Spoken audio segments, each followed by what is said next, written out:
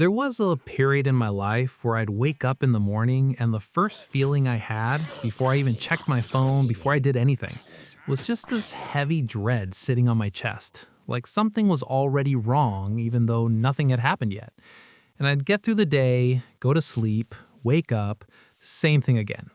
And the weird part was, I wasn't even doing anything dramatic. I wasn't crying or having breakdowns or anything like that.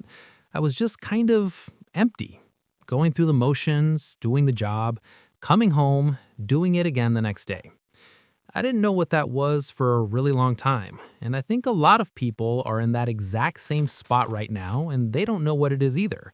So that's what we're getting into today. So the first thing I want to clear up is that burnout isn't just being tired, and I think that confusion is actually why a lot of people don't catch it early. Being tired goes away after a good weekend or a proper holiday. You rest, you recharge, you come back, and you're fine. Burnout doesn't do that, and that's the tell. You take a week off, you come back, and within like 2 days, you're right back to feeling exactly the same as before. Like the rest didn't even count, like you poured water into a bucket that just has a hole in the bottom. And it's not just physical either. That's the other thing people miss.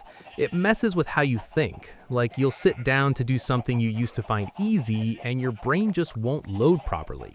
Things take longer, you make more mistakes, you stop caring about the quality of your work in a way that would have bothered you before, and now it just doesn't. And then there's this emotional flatness that creeps in, where things that used to make you happy just kind of don't anymore. Not in a dramatic way, just in this quiet, I don't really feel much about this way. That's what burnout actually is, and it's a lot more serious than just needing a nap. And here's the thing that gets me about burnout. Almost nobody sees it coming because it doesn't happen overnight. It's not like you wake up one day completely fried. It sneaks up on you slowly over months, sometimes years. It usually starts with just working a bit more than normal. Maybe there's a big project or things are busy and you push a little harder, and that's fine. That's just life. But then the busy period doesn't really end. It just becomes the new normal, and you keep operating at that elevated level because you've adjusted to it.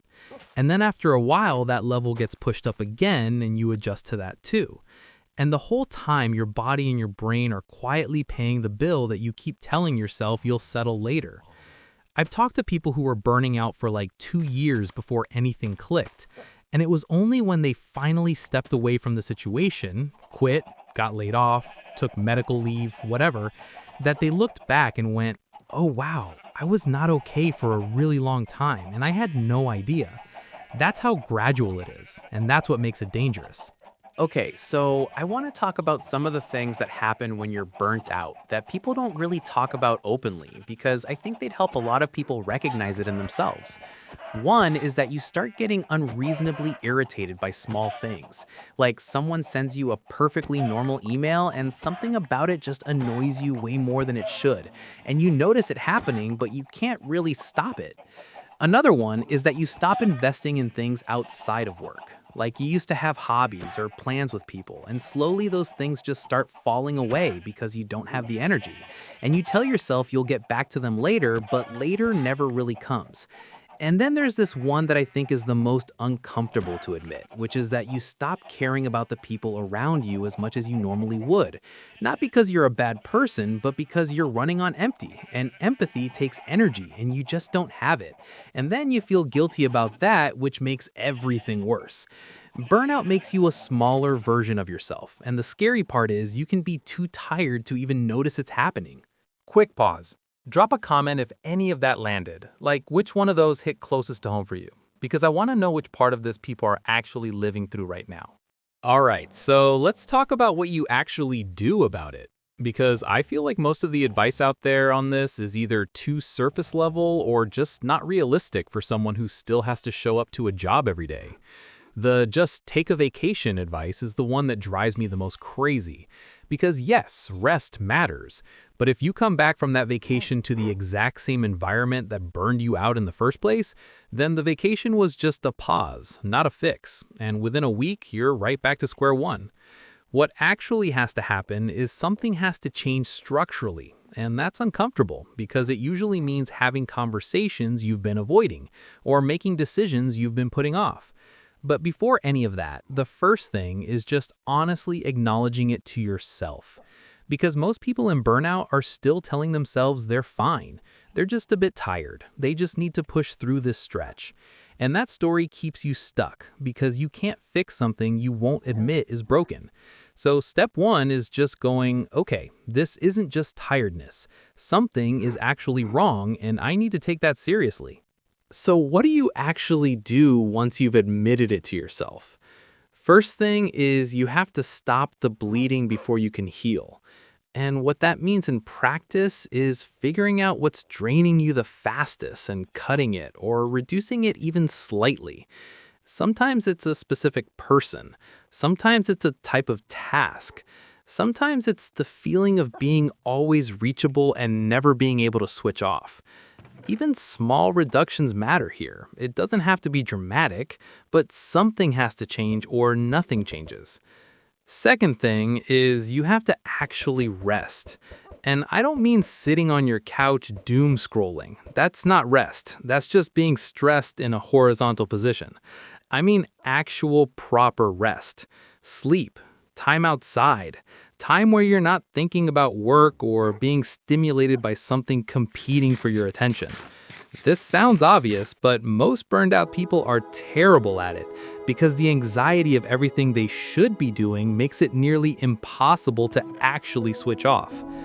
Third thing, and I think this is the one people underestimate the most, you have to reconnect with something that makes you feel like a person outside of your job. Because burnout has this way of collapsing your whole identity into your work. And when that happens, you lose the parts of yourself that could restore you. Could be literally anything: cooking, sport, a hobby you abandoned 3 years ago because you got busy.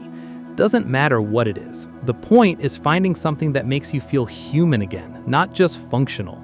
Now, I want to be real about something here because I think a lot of burnout content glosses over this.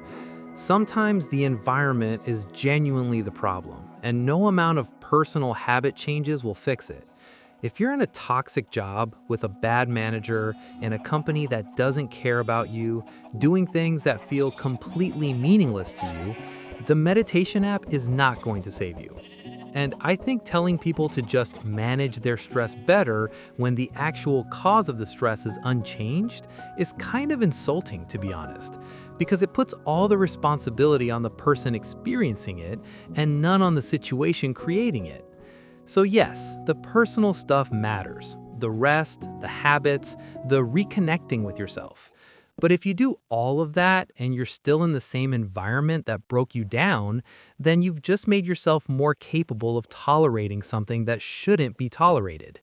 At some point, the real answer might just be that the situation needs to change, not just your response to it. And only you can decide when you've reached that point. Burnout isn't weakness, and it's not something you should be embarrassed about. It's what happens when a person keeps giving more than they're getting back for long enough. And honestly, given what most people are dealing with right now, it's kind of remarkable more people aren't completely falling apart. But here's the thing I want you to take from this. The way out isn't pushing harder. It's not toughing it out. It's not just waiting for things to calm down because they won't on their own. It starts with being honest with yourself about where you actually are right now, not where you wish you were or where you think you should be. And that honesty is harder than it sounds, but it's also the only way anything actually gets better. If this hits somewhere, share it, because I promise you there's someone in your life who needed to hear this and doesn't know how to say it themselves.